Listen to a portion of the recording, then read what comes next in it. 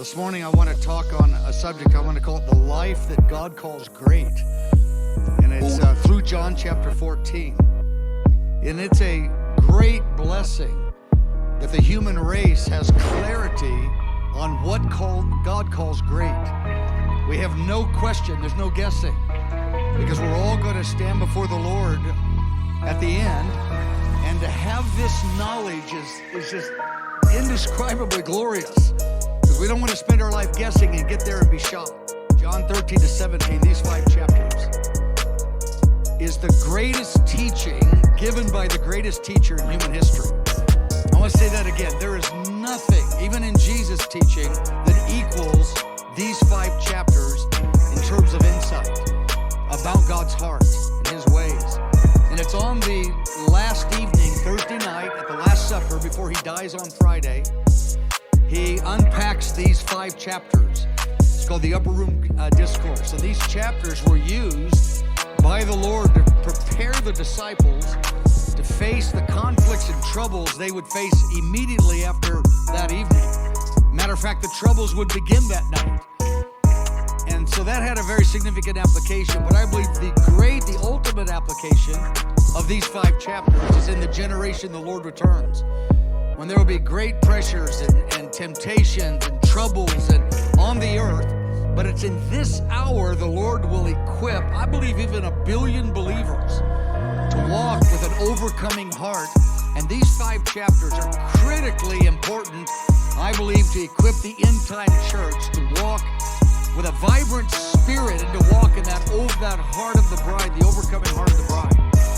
Well, I'm going to begin these 5 chapters by going back about 2 years earlier, and Jesus gave the Sermon on the Mount, about 2 years before His final message here in John 13 to 17. And we have it in Matthew chapter 5.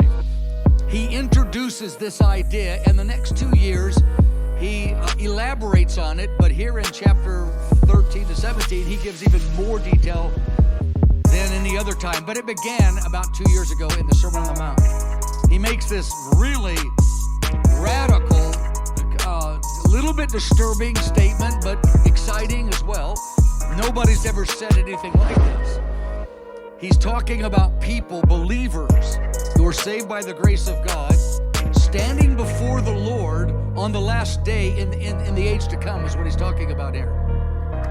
He says, I want to tell you, verse 19, talking about the Sermon on the Mount, whoever breaks, I'm going to say dismisses, even the least of what I'm telling you here, these commandments, the 8 Beatitudes, the whole Sermon on the Mount, and he teaches or encourages or emboldens other people to dismiss these.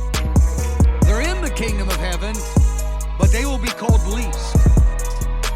But whoever, that's my favorite word, anybody that embraces these teachings and encourages, even one-on-one, strengthens, encourages, urges others to obey them, they shall be called great in the kingdom of heaven. That's a remarkable statement, because both groups are in the kingdom of heaven. Both groups are in the resurrection. Now, what Jesus is talking about here is that God the Father will call their life choices great. He's going to say, the way you chose, the way you spent your time and your money, the choices you made, I'm declaring before you, I call them great. Doesn't mean their ministry impact was real big. It doesn't mean they accomplished a lot of things in outward achievements, which is good to do, but he goes, no, that's not it. The way they've engaged their heart. It's based on the size of their heart responses. But this is for anyone. And if you will teach someone, maybe one-on-one, maybe you teach a couple children in your neighborhood, maybe nobody listens to you, but whoever is in front of you, you say, hey, I want to try to urge others. That person can stand before the Lord and the Lord call his life choices great.